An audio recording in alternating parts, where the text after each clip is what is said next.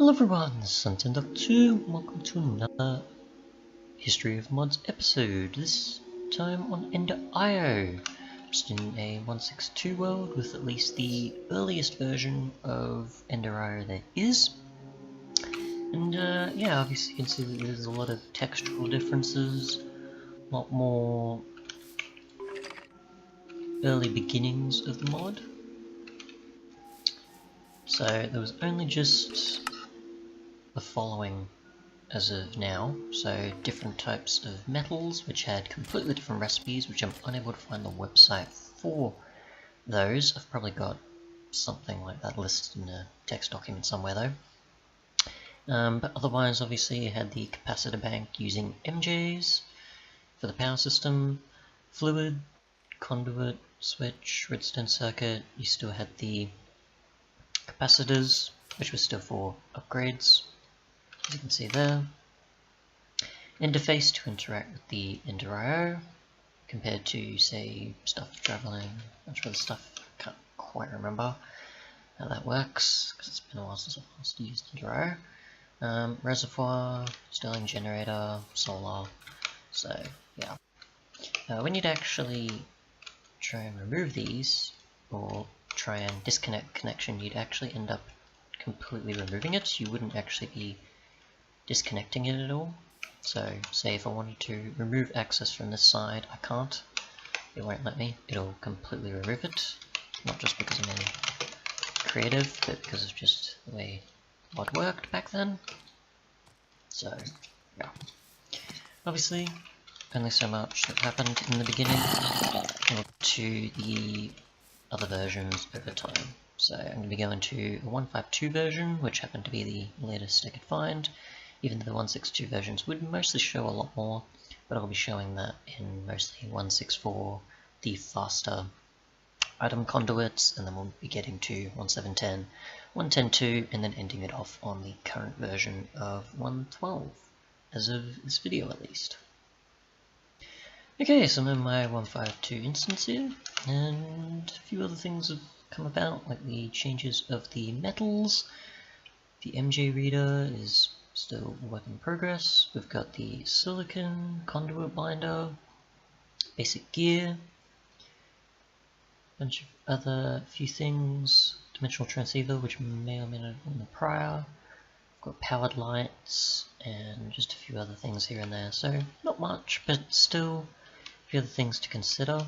The only method I think you could do with items was from the dimensional transceiver before item pipes were added. But otherwise it would have been fluids or power, or possibly only power if I remember correctly. So now we'll go to 164. Okay, so we're on 164, and yeah, so there's been a few things. So there's no interface, but there is obviously empowered item key conduits, there's ME conduits, stuff of traveling, a bunch more to do with dusts, the now working conduit probe, and RF power support, I'm pretty sure. Different gems, crystals and nuggets. The wrench we'll take a look at, with the ability to switch between stuff, fuse quartz and quite clear glass, compared to just fuse quartz doing its sort of thing with the painter. And yeah, let's turn conduits without its insulation, fluid conduits, and yeah. Sort of stuff that people are mostly more familiar with, I'd say, but still worth going over anyways. One thing I gotta say though is I do actually miss the powered item conduits, but they were for a time, and you probably only needed them in that at this point because of probably how they went about doing them later, I guess. But otherwise, 1710, 110.2, and 112. In 1710, obviously, there's a lot of familiar stuff with a bit more to do with powered spawners, multiple heads, texture changes, bunch more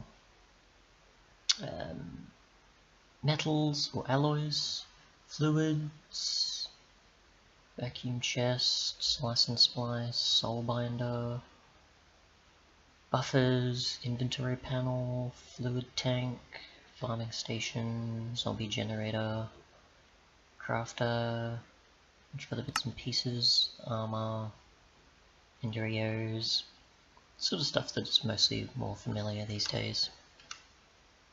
So, yeah. Otherwise, 1.10.2. In 1.10.2 we had a fair amount of other things added, like the dark bow, a bunch of other bits and pieces to do with the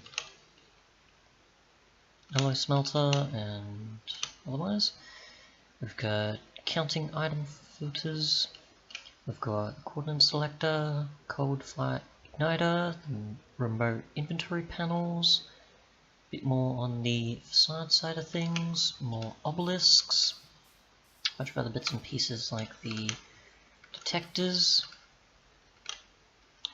inventory sensor, dialing device, telepad, a bit more to do with things on the side there, probably more than 1.7.10, but still of note. Buffers are still there. The inventory storage systems, now multiple tiers. Got the multiple different other small things, graphical power monitor, different obelisks there, XP vacuum, the RF gauge, a bit more on the decorative side of things with the mod that used to do this sort of thing, I think, but then integrated into the mod. So yeah, much more on the glass and fluid side of things, and then yeah.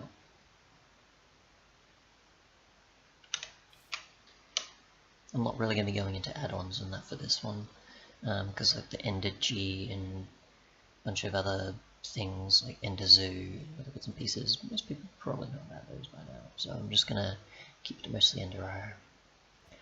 And obviously we're ending on 1.12.2, where obviously, even though I did miss the exit rail in 1.10, there's obviously a bunch more to do with enchantments, potions, arrows, same fluids, iron alloys, more grinding balls, ender steel considered, guardian diode, a bunch of different things that I've not really seen too much before.